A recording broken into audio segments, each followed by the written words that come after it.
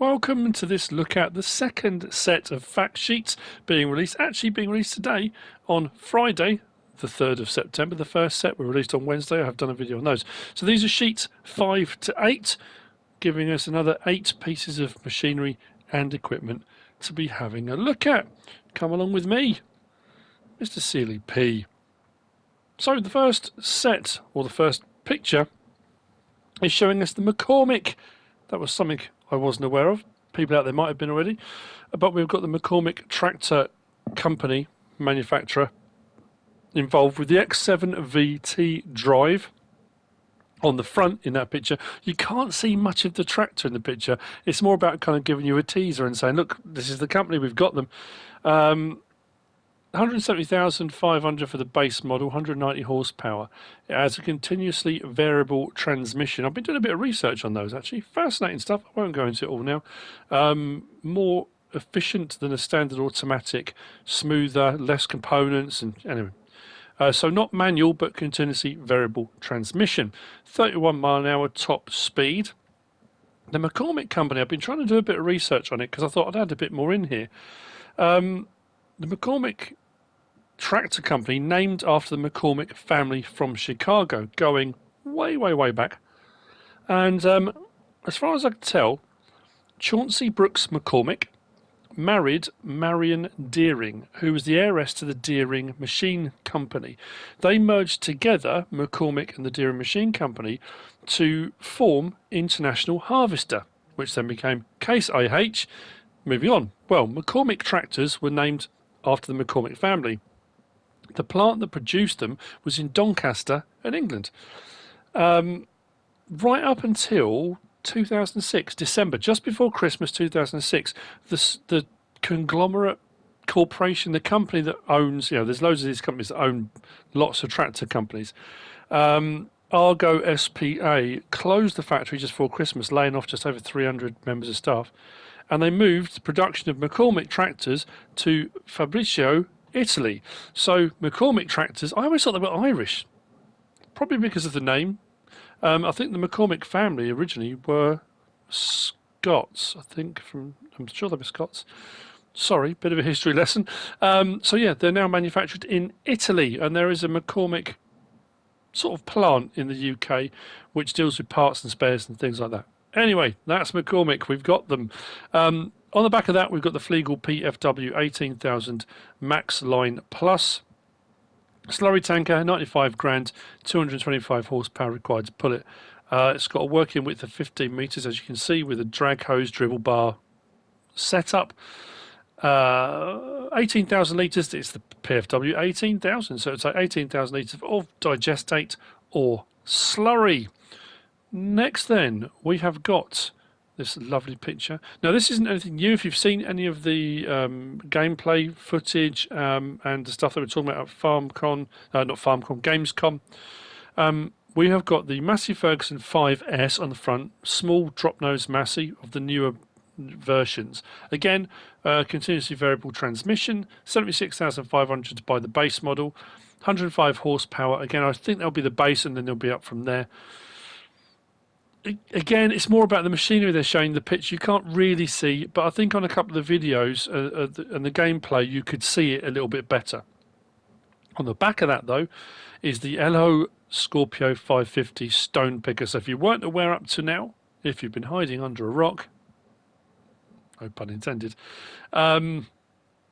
we've got stone picking. So when you clear fields now, you can go along with the stone picker, pick the rocks and stones up out of the way. It did say you can do something with them. I think you can sell them for a little bit of money. They might be part of the production chains, I think. 52 grand to buy, requires 120 horsepower to pull.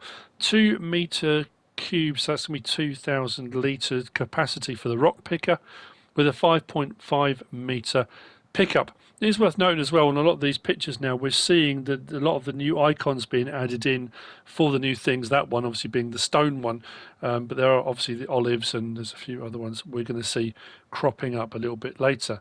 But interesting to have that. I'm looking forward to use that when the game releases.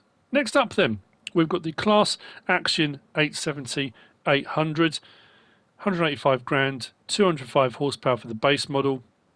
Again, these are all the newer versions, so it might, class isn't new to the game, but we're seeing a few things we're going to be getting. 31 horsepower, 31 miles per hour top speed. Again, nothing on these about tyre options and things like that. I know some of the ones before we had. And then on the back of that, they've got the Crumper half-pipe HP20, which is more of a skip trailer. 39,500 to buy, 12,100 litres. It's a 6-ton. Is it a 6-ton trailer, but will hold 16 tons? Is that what that means? I think it is. And again, we can see a few of the different ones down the bottom there. One of them definitely being olives. Sorghum's on there. They seem a lot clearer, the images now for the various different crop types. Although there is potato, sugar beet. The one next to it, I'm not sure. My mind's gone now. The new crop types. And then we got next to seed. There's a couple of others that look like fir balls.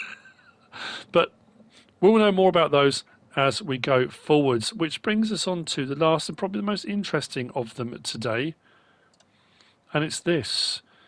A completely new manufacturer, again, same as McCormick, to the game. We've got Pharazine. Now, Pharazine is an Italian company that was formed in 1973. Very, very good year, 1973. Out of Briganza, Vicenza in Italy. Founded by Guido and Sante Pharazine. And Sante Pharazine is still the managing director, which is amazing. They started off as a mechanical company producing parts for other companies, but then started producing their own feed mixers, mixer wagons, those kind of things. Then moved into the telehandlers. And what we've got here is a fully electric telehandler. The first company to make a fully electric telehandler. I think it was 2018 they released it. So 99 grand, 34 horsepower. Again, continuously variable transmission.